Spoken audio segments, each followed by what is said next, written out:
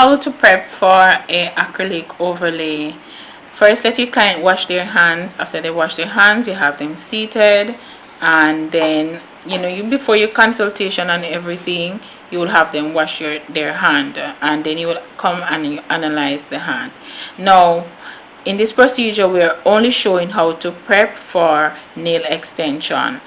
So what we're going to do, we're going to look on the client's nail, and if you can notice, this person might have done manicure maybe 2 or 3 months. So you would have to ask her, but you, the nail technician, can know, because you can see where the cuticle grow over the nail bed, and it seems like it wants to push away. So make sure you push it away. Also, you can see the amount of build up dead cuticles around the nail, or if the nail is uneven or it's stripping.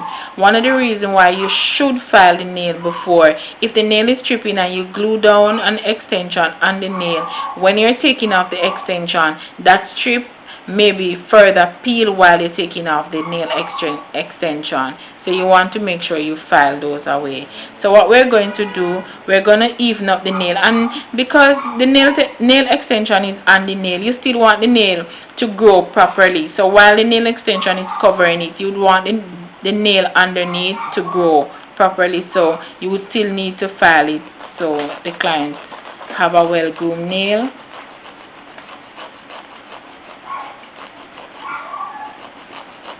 So not shaping in any particular form, just evening up the free edge and make sure that it's not too long.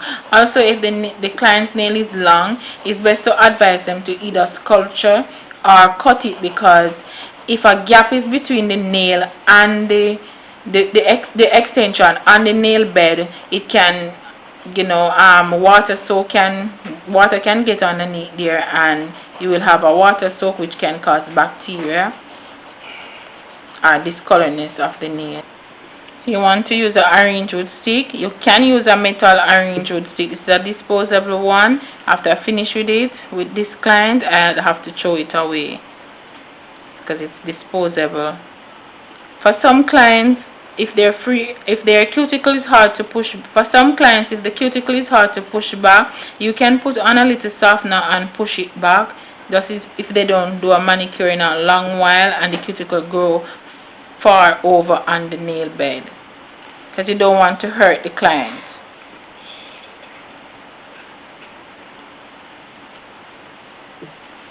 And as you can see, the skin that grows up, how much nails it covering, and when you put on the acrylic, you won't get a nice clean pretty cuticle, so you have to push it back.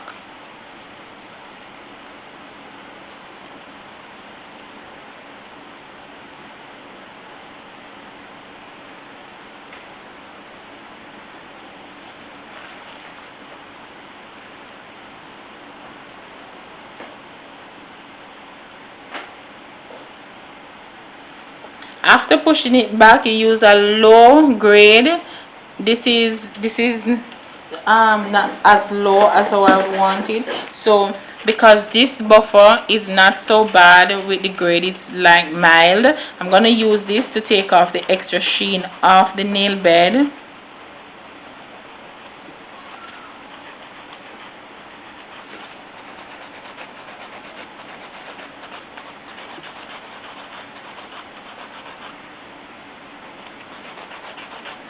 If you use this, it will be too coarse. You have some that comes very soft, like maybe 50 grade or so, that's come very soft that you can use, maybe a little bit more spongy that you can use. But this is also soft. This is a buffer, but you have buffer that is very smooth. This is not a smoother. This is actually filing the nail itself too, so this one is good to use. So while you buff is to take off the extra sheen or any buildup of dirt that is on the nail, so when you put on the glue or the extension, it will hold. It will dust off the dust that you get from the buffing of the nail bed. Then the dust will be on the nail bed. Do not brush it off. Go ahead and apply your extension. After you apply the extension, then you can brush down the whole nail to brush off the dust off the finger. When you don't brush it off the nail bed and you glue on the nail first, it helps to hold the glue It helps to hold the glue to the nail bed. Then you brush off. How to apply the nails onto the nail bed. So this is an extension, this is the nail bed. So when you apply the extension, you end up get a longer free edge, we would still call it, right? So when applying the nail, if you just put down the nail like this is what going to happen. It's going to flow in the cuticle and it don't fit properly, and the glue is going to run all over the nail. Also, it is better to have the nail fit a little bit flushy than fit smaller. When it fits a little bit flushy, you can shape it to measure, to give you a proper measurement. Not all nails will fit all nail bed. Take for instance her nail bed here.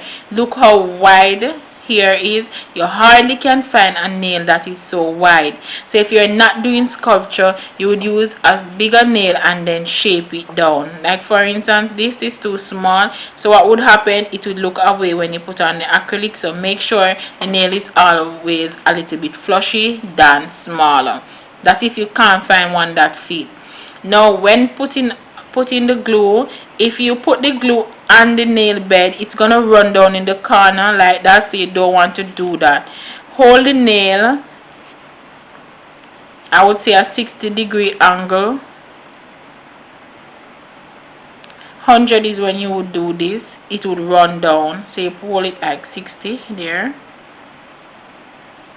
Well, that's my measurement, if you understand. Now what happened when you tilt down the nail, if anything drop, it will drop here. You hold the nail like this. Now none can't run down to this, and then you do this at the free edge, and then you go forward there. So you control where the nail glue stay on the nail bed. You hold it for a couple seconds, like maybe 2 seconds, and it's supposed to dry. Some nail glue will tell you that they dry in 1 second, 5 seconds, and so forth. And there you go. Now